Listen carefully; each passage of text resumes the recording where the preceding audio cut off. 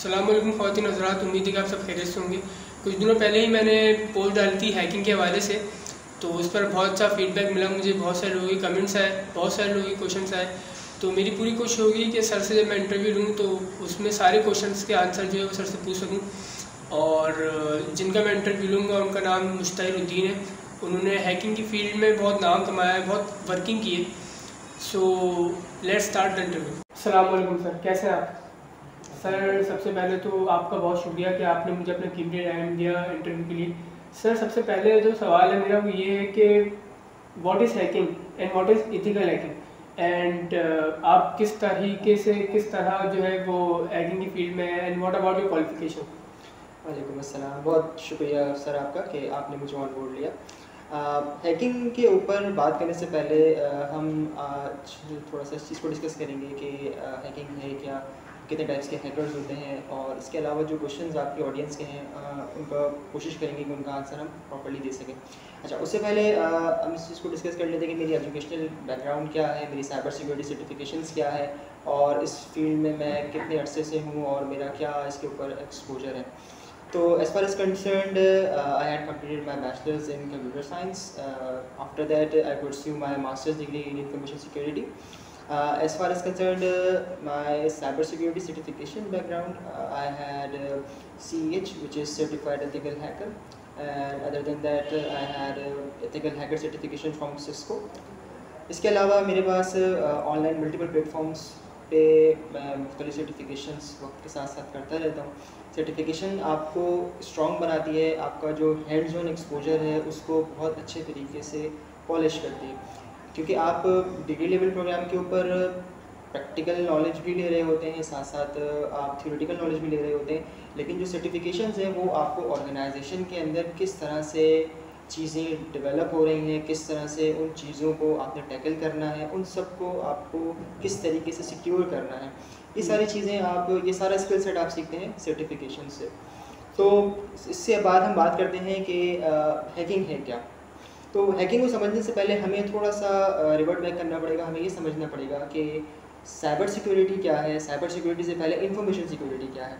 अब अगर हम बात करें इंफॉर्मेशन सिक्योरिटी की, तो इंफॉर्मेशन सिक्योरिटी एक ऐसी स्टडी है, एक ऐसी नॉलेज है जिसके अंदर आप सिक्योरिटी के डिफरेंट फंडामेंटल प्रिंसिपल्स, सिक्योरिटी के different concepts, theoretical concept as well as different policy making, वो सारी चीज़ें आप इंफॉर्मेशन सिक्योरिटी के अंदर कवर कर रहे होते हैं। As far as cyber security concern, तो साइबर सिक्योरिटी के अंदर आप उन तमाम इंफॉर्मेशन को जो आपने इंफॉर्मेशन सिक्योरिटी के अंदर पढ़ी हैं या उसके आपने प्रोसीजर्स फॉलो किए हैं, उनकी जो प्रैक्टिकल इम्प्लीमेंटेशन है with the help of different tools, with the help of different scripts, उन सब की जो इम्प्लीमेंटेशन है वो आप साइबर सिक्योरिटी के अंदर डील करते हैं। तो अब सवाल फिर ये आता है कि हैकिंग है क्या। तो हैकिंग एक तरह से अगर सिर्फ टर्मिनोलॉजी हैकिंग की बात करें तो हैकिंग आपके पास उस चीज़ का नाम है कि आप किसी सिस्टम के अंदर दाखिल हो गए हैं, और उस सिस्टम के अंदर दाखिल होने के बाद आपने उन सिस्टम की फाइल्स को, उससे जो भी उसका डेटा है उसको आपने मैनिपुलेट कर दिया। अब हैकिंग के बाद हम बात कर लें कि कितने टाइप्स के आपके पास, हैकिंग की भी कुछ मुख्तलिफ टाइप्स हैं।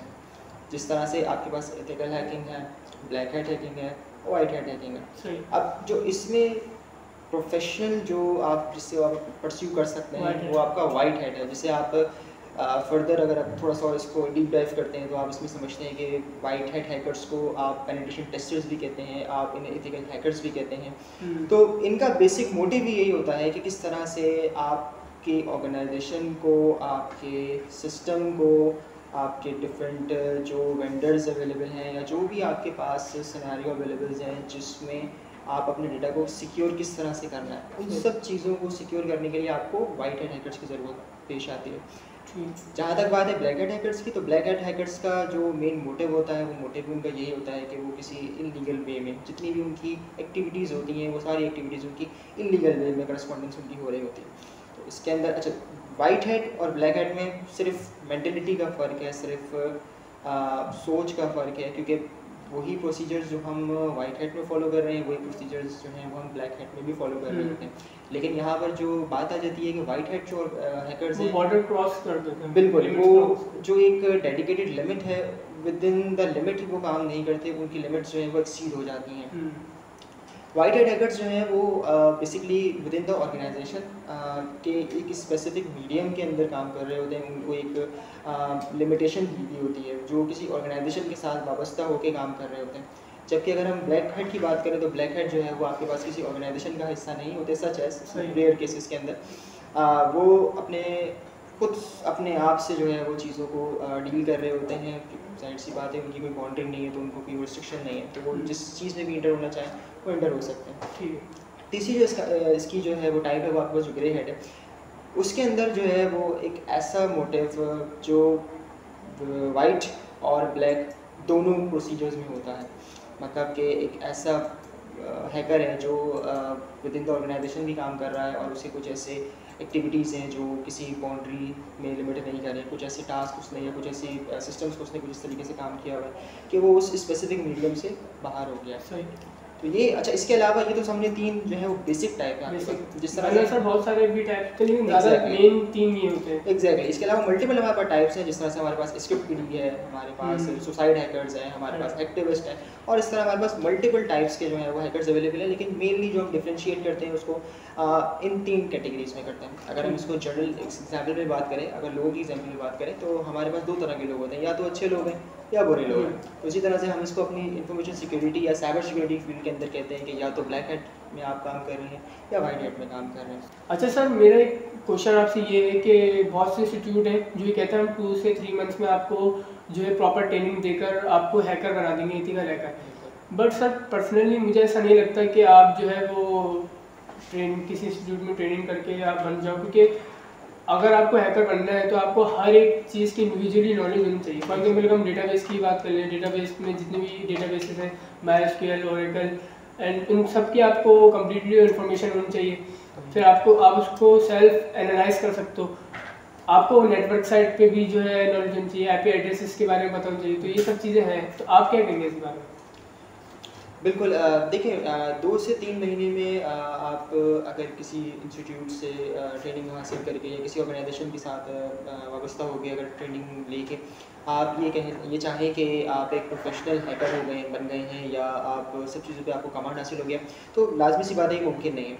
जो इंस्टीट्यूट्स हैं या जो ऑर्गेनाइजेशन ट्रेनिंग्स कराती हैं, इनका काम बेसिकली ये है कि ये आपको एक मीडियम प्रोवाइड करते हैं, एक पाथ प्रोवाइड करते हैं जिस पे आप अपनी बेसिक जो आपकी नॉलेज है उसको कवर अप करते हुए आप इस फील्ड के अंदर ग्रो करते हैं। अच्छा, हैकिंग एक ऐसी फील्ड है या एथिकल हैकर होना या पेनिट्रेशन टेस्टर होना एक ऐसा आपके पास एलिमेंट है जिसके लिए आपको आउट ऑफ द बॉक्स सोचना पड़ता है। ये चीज़ें आप सीख के जो है वो आपको आएंगी। आप जब इसको कंटिन्यूसली प्रैक्टिस करेंगे तब आप इन चीज़ों को आएंगे। 4 महीने में या 3 महीने में ये चीज़ें पॉसिबल नहीं है, पॉसिबल नहीं। अच्छा, इसके अलावा इस फील्ड का जो सबसे मेन जो कोर एलिमेंट है वो ये है कि आपको इस फील्ड के अंदर प्रैक्टिकल इम्प्लीमेंटेशन के साथ प्रैक्टिस बहुत ज़्यादा करनी है।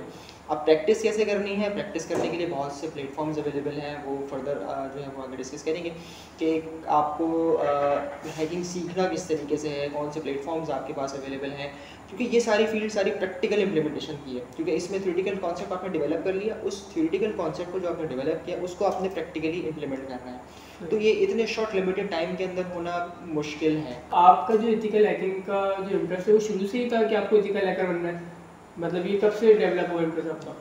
ठीक है, इसका मेरा जो इंटरेस्ट डेवलप हुआ वो इस तरीके से डेवलप हुआ कि जब हम मैट्रिक और इंटर में थे तो उस वक्त हमारे जो हमारे पास जो फेसबुक है और जो डिफरेंट वेबसाइट्स हैं हम लोगों के लिए वो नई थी, क्योंकि उस वक्त जिस तरह से आज डिजिटलाइजेशन है उस वक्त हमारे दौर में इस तरह से नहीं। मैं 2011-2012 की बात कर रहा हूँ, तो उस वक्त इतनी डिजिटलाइजेशन नहीं थी, हम लोगों के लिए चीज़ें नहीं थी। तो उस वक्त हम ये सुनते थे कि भाई फेसबुक हैक हो गई है या कोई स्पेसिफिक वेबसाइट हैक हो गई है। तो एक क्यूरियोसिटी डेवलप होती थी कि किस तरीके से पॉसिबल है कि एक वेबसाइट है या फेसबुक का एक अकाउंट है वो किस तरीके से हैक हो सकता है। अब ये क्यूरियोसिटी जो है वो आहिस्ता आहिस्ता वक्त के साथ साथ बढ़ती चली गई कि किस तरीके से हम वेबसाइट से किस तरीके से अपने सिस्टम से डेटा को कॉम्प्रोमाइज़ कर सकते हैं। तो जब मैं अपनी यूनिवर्सिटी लाइफ में था उस वक्त जो है वो सच एज 4th और 5th सेमेस्टर तक जो है वो कोई स्पेसिफिक मेरा मीडियम नहीं था कि मुझे मतलब कहाँ मेरा डायरेक्शन सेट नहीं था। लेकिन उसके बाद फिर जब मैंने 6th सेमेस्टर के अंदर अपना इंफॉर्मेशन सिक्योरिटी का कोर्स पढ़ा तो हमारे एक टीचर थे डॉक्टर दिशान, तो उन्होंने हमें इस टॉपिक के ऊपर, इस सब्जेक्ट के ऊपर इतने अच्छे तरीके से हमें पढ़ाया कि हमारा वहाँ से इंटरेस्ट डेवलप हुआ। तो अगर मैं ये कहूँगा कि वो मेरे मेंटोर हैं उस वक्त पे, तो इसमें गलत नहीं होगा, क्योंकि उन्हीं की गाइडेंस में मेरा ये जो इंटरेस्ट है डेवलप हुआ। और अगर आज मैं इस प्लेटफॉर्म पे हूँ, या अगर मैंने एथिकल हैकिंग के अंदर जो है वो इतना काम किया है, तो उसकी वजह जो है वो वही कि जो मेरे मेंटोर है। क्योंकि देखिए, हैकिंग एक ऐसी फील्ड है, इसके अंदर आपको नॉलेज के साथ साथ एक मेंटोर का होना आपका लाजमी है, बहुत ज़्यादा ज़रूरी है। क्योंकि बगैर मेंटोर आपको क्या करेगा, आपको गाइडलाइन प्रोवाइड करेगा कि आप अगर कहीं गलत डायरेक्शन में जा रहे हैं, क्योंकि ये थोड़ी सी सेंसिटिव फील्ड होती है, तो इसके अंदर जो भी आप काम कर रहे होते हैं, इसके लिए पहले आपको प्रॉपर नॉलेज डेवलप करनी होती है। नॉलेज डेवलप करने के बाद फिर आप जो है वो इसको फर्दर परस्यू करते हैं। तो इसके लिए आप, क्योंकि इनिशियल स्टेज पे होते हैं, आप उस चीज़ को उस नज़र से नहीं देख रहे होते जिस तरीके से आपका मेंटोर आपको उस चीज़ को देखते हैं, क्योंकि वो उस चीज़ से गुजर चुका है। ठीक। तो इसमें जो है वो उनका बहुत बड़ा हाथ था। मेरे मेंटोर जो थे वो, उन्होंने मुझे बहुत अच्छी तरीके से गाइड किया। वहीं से फिर मेरा डेवलप हुआ। फिर उसके बाद मैंने इस फील्ड में काफ़ी काम किया। मैं मुख्तलिफ ऑर्गेनाइजेशंस के साथ जो है वो वाबस्ता रहा, जिनके अंदर मैं एज अ एथिकल हैकर यानी कि पेनिट्रेशन टेस्टर मैंने काम किया। और फर्दर अभी इस वक्त जो है वो मेरी फ्रीलांसिंग के ऊपर साइबर सिक्योरिटी कंसल्टेंसी भी चल रही है। साथ साथ मैं साइबर सिक्योरिटी कंसल्टेंसी भी प्रोवाइड कर रहा हूँ। ठीक। तो ये जो है वो मेरा इस तरीके से मेरा पूरा सिलसिला डेवलप हुआ। सही सर। अच्छा सर, यहाँ कुछ ऑडियंस के क्वेश्चन हैं, मेरे जो सब्सक्राइबर्स हैं। पहला क्वेश्चन ये है अवेश कादरी का। उनका ये क्वेश्चन है कि what are the tricks and techniques for hacking and what are the platforms which we use for hacking. Tips and techniques, सबसे पहले तो हैकिंग करने के लिए आपको एक माइंडसेट डेवलप करना पड़ेगा। माइंडसेट डेवलप करने से मुराद ये कि आप एक अपने जहन में एक चीज़ को फिक्स कर लेंगे कि मैंने अब इसी फील्ड में टाइम लगाना है। जब तक आप इस चीज़ को डिसाइड नहीं कर लेंगे कि मैंने इस फील्ड में ही काम करना, जब तक आप इसमें प्रॉपर तरीके से अपना इनपुट नहीं दे सकते। जब आपका माइंडसेट डेवलप हो गया कि मैंने इस फील्ड में ही अब काम करना है, मुझे इसको एज अ प्रोफेशन डील करना है। एक तो चीज़ होती है कि आपने बस पढ़ लिया और आपका टाइम गुजर गया, लेकिन आप इसको कहते हैं मुझे अब एज अ प्रोफेशनल इसको जो है वो अपना कैरियर इसके अंदर डेवलप करना है। तो उसके लिए आपके बेसिक स्टेप्स ये हैं, इनिशियल स्टेजेस में ये हैं कि आप सबसे पहले अपने जो बेसिक आपकी जो डिग्री है, जो कंप्यूटर साइंस की डिग्री है, उसके अंदर जो आपके कोर सब्जेक्ट्स हैं, फॉर सपोज कंप्यूटर नेटवर्किंग है, इंफॉर्मेशन सिक्योरिटी आप इसके अंदर पढ़ेंगे, और इसके अंदर आप जितनी भी आपकी क्लाउड कंप्यूटिंग आप पढ़ेंगे।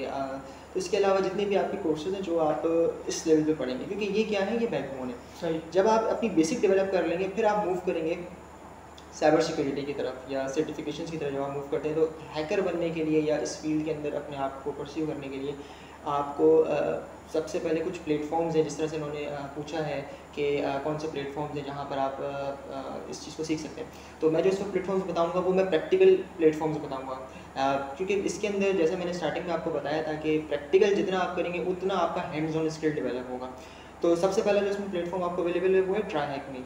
ट्राईहैकमी जो है वो एक ऐसा प्लेटफॉर्म है जहाँ पर आपको प्रॉपर तरीके से रूम्स अवेलेबल होते हैं। उन रूम्स के अंदर डिफरेंट चैलेंजेस अवेलेबल हैं, पूरी एक स्टेप बाय स्टेप एग्जीक्यूशन है उन स्टेप्स की।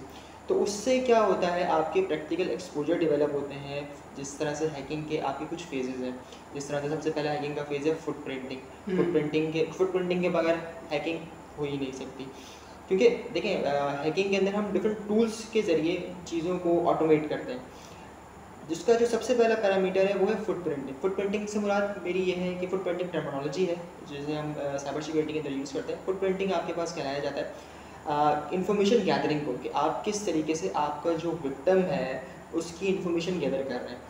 फॉर सपोज अगर हम उसकी आईपी की बात करें, क्योंकि आईपी के अंदर आपके पास वो तमाम पूरा समझ लें कि उसका निचोड़ मौजूद होता है, उसका रीजन मौजूद है, उसका डोमेन मौजूद है कि वो किस एरिया में, किस लोकेशन में, वो तमाम चीज़ें। तो अगर उसकी आईपी मिल जाती है तो मेरी तकरीबन समझ लें कि काफ़ी हद तक चीज़ में आईपी कोर होती है जो आप कह रहे हैं डेटा में। जी मेरे में आईपी कोर पे रोल प्ले करती है। बिल्कुल बिल्कुल आईपी कोर।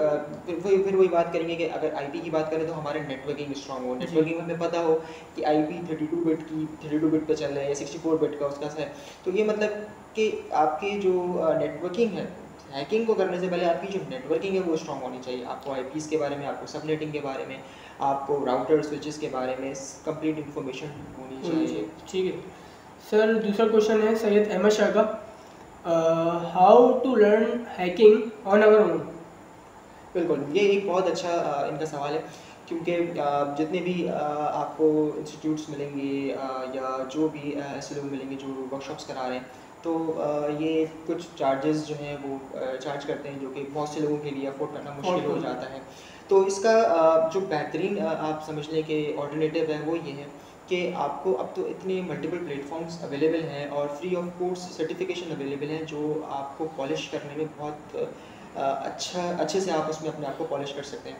फॉर सपोज जिस तरह से मैंने आपको भी नाम बताया कि ट्राई हैक मी एक वो प्लेटफॉर्म है जहाँ पर आप जो है वो अपनी प्रैक्टिकल नॉलेज को इन्हेंस कर सकते हैं, एग्री कर सकते हैं। उसके बाद ट्राई हैकमी के बाद आपके पास है hack the box. Hack the box के अंदर भी जो है वो आपको, अच्छा इसमें सिलसिला ये है कि मल्टीपल चैलेंजेस, ये ऑफ, हाँ ये ऑफ हुआ है, ऑन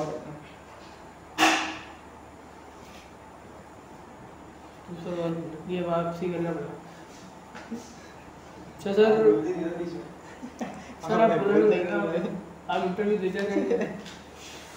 चलो सर, दूसरा सवाल ये है सैयद अहमद शाह का, how to learn hacking on our own.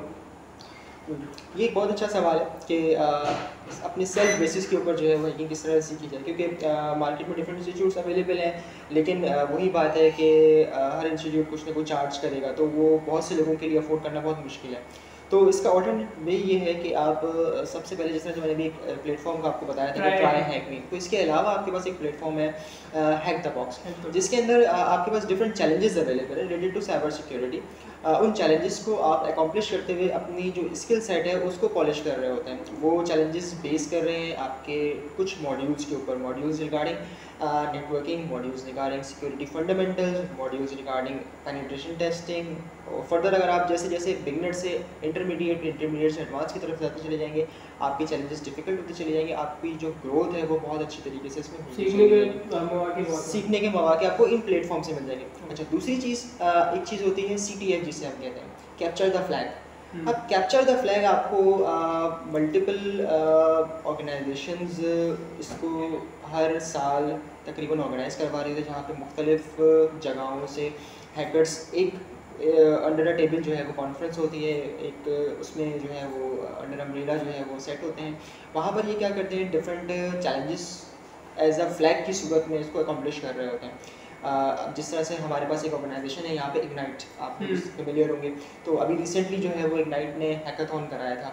उस हैकाथॉन के अंदर पूरे पाकिस्तान से जो है वो मुख्तलिफ जो सिक्योरिटी रिसर्चर्स हैं, सिक्योरिटी जो सिक्योरिटी परस्यू कर रहे हैं, या साइबर सिक्योरिटी स्टूडेंट्स हैं, या एथिकल हैकर्स हैं, वो डिफरेंट टीम्स की फॉर्म में जो है वो एक प्लेटफॉर्म पे जमा हुए थे। वहाँ पे इग्नाइट की तरफ से डिफरेंट चैलेंजेस, डिफरेंट मॉडल्स की सूरत में चैलेंजेस रखे गए थे इन अ फॉर्म ऑफ फ्लैग्स। तो जैसे जैसे वो टीम्स, डिफरेंट टीम्स जो है वो डिस्ट्रीब्यूटेड थी, तो जैसे जैसे टीम्स जो हैं वो टास्क को अचीव करती चली जाती थी, वो जो फ्लैग था उसको कैप्चर करती चली जाती। जिस टीम के इन दी एंड जिसके ज़्यादा फ्लैग्स होते हैं वो जो है वो टीम जो है विनर। सर यहाँ पर हमें इग्नाइट वालों को भी अप्रिशिएट करना चाहिए, क्योंकि एक तो वो IT की फील्ड में बहुत काम कर रहे हैं, दूसरी बात बिल्कुल जो FIP के स्टूडेंट्स होते हैं उनको सपोर्ट भी फराहम कर। बिल्कुल ऐसे ही, बिल्कुल ऐसे ही। अच्छा सर, तीसरा क्वेश्चन है मोहम्मद ता कादरी का। उनका ये क्वेश्चन है, as a beginner who has basic coding knowledge, that is the path through which he can quickly and efficiently learn hacking, plus 2-3 guide me 2-3 YouTube channel that teach on YouTube जज़ाकल्लाह।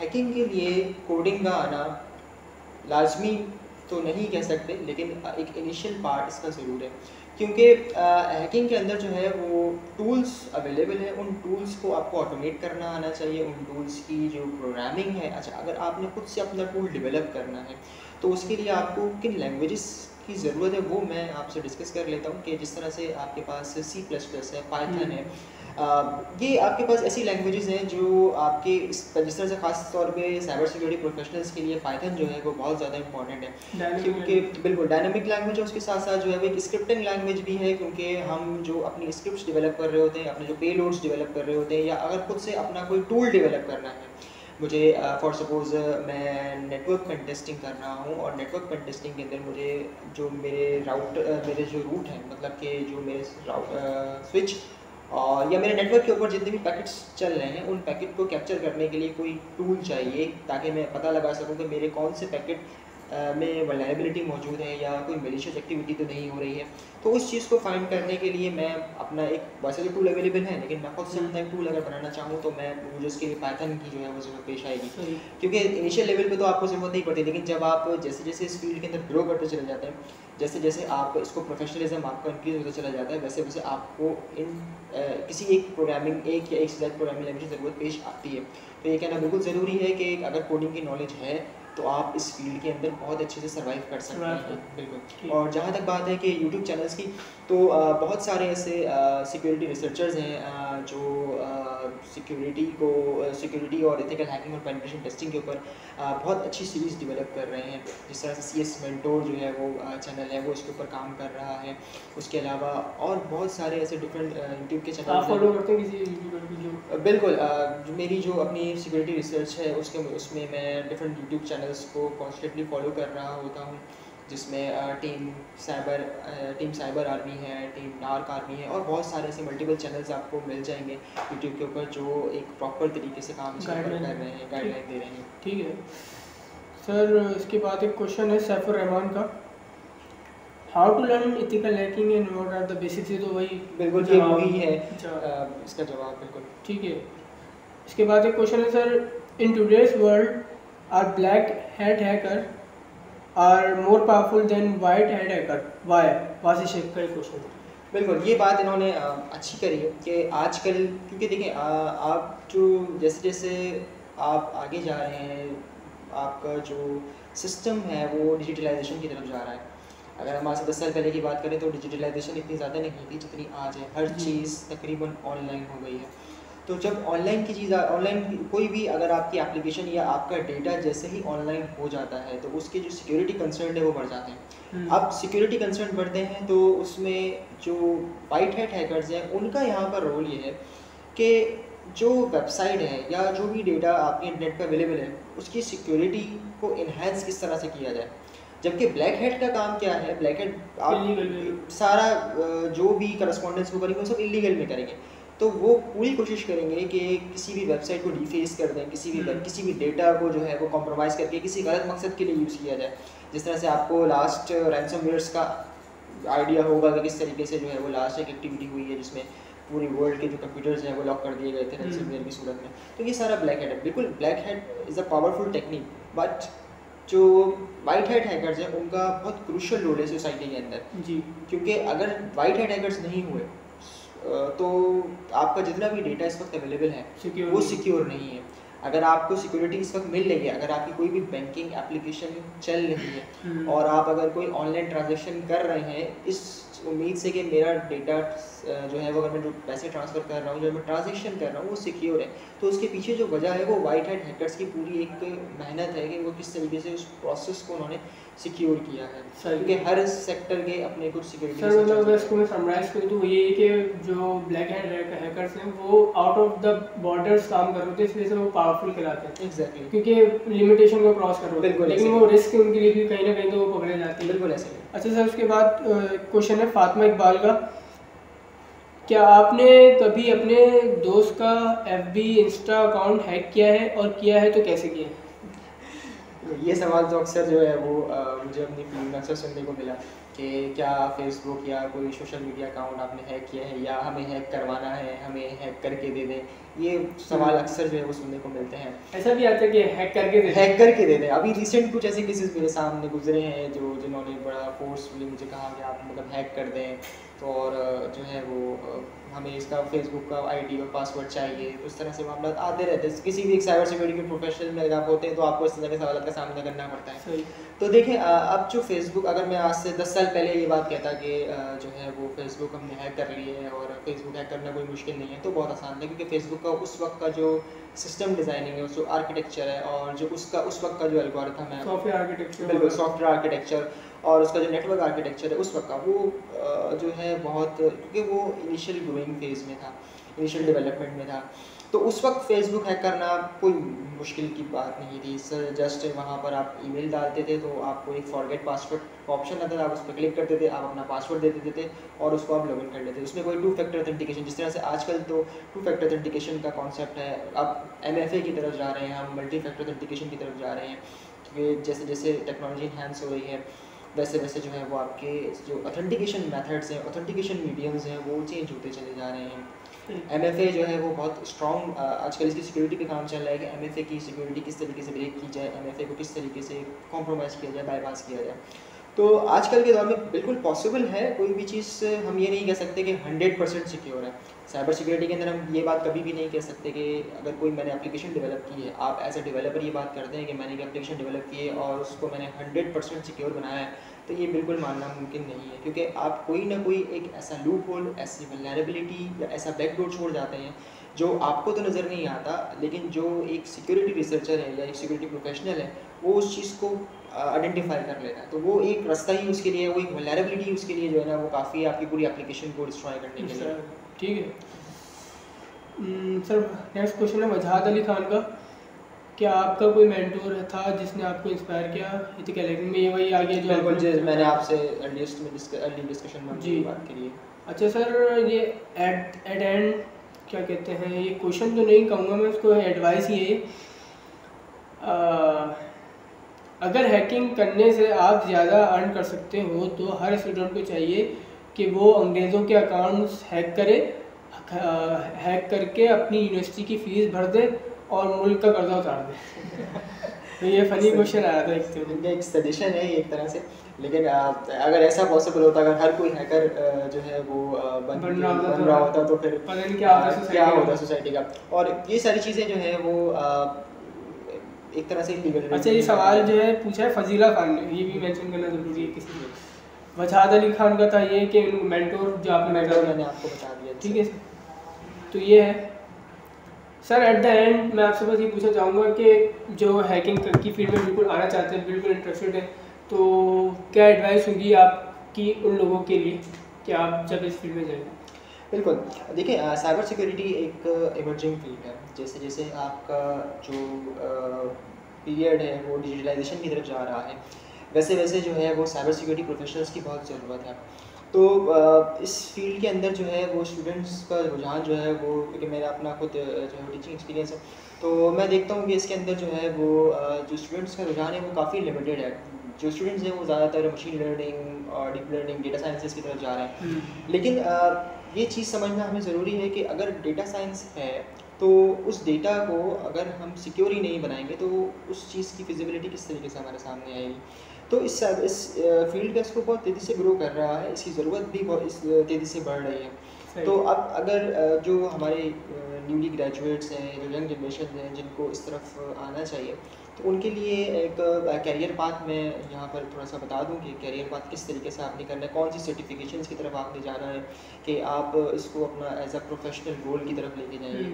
तो देखिए, सबसे पहले जिस तरह से मैंने स्टार्टिंग में भी ये चीज़ डिस्कस की थी कि सबसे पहले आपको अपने जो बेसिक कॉन्सेप्ट्स हैं regarding networking, regarding information security, इन तमाम चीज़ों को आपको जो कोर कॉन्सेप्ट्स हैं उसको पहले सबसे पहले आपने कंप्लीट अप करना है। फिर उसके बाद आपने जाना है प्रैक्टिकल हैंड्स ऑन की तरफ कि जो कॉन्सेप्ट्स आपने पढ़े हैं, जो चीज़ें आपने पढ़ी हैं, उन चीज़ों को आपने इम्प्लीमेंट कैसे करना है। इम्प्लीमेंट करने के लिए मैंने यहाँ पर मुख्तलिफ प्लेटफॉर्म्स आपको बताए, वहाँ पर आप जाके free of cost try hack me, hack the box है, और इसके अलावा मल्टीपल प्लेटफॉर्म्स हैं जो आपको फ्री ऑफ कॉस्ट एक अच्छा इन्वायरमेंट दे रहे हैं जहाँ पर आप अपनी हैकिंग स्किल्स को पॉलिश कर सकते हैं। इसके अलावा आप कॉन्स्टेंटली CTF में पार्टिसिपेट करें, CTF यानी कैप्चर द फ्लैग्स में करें।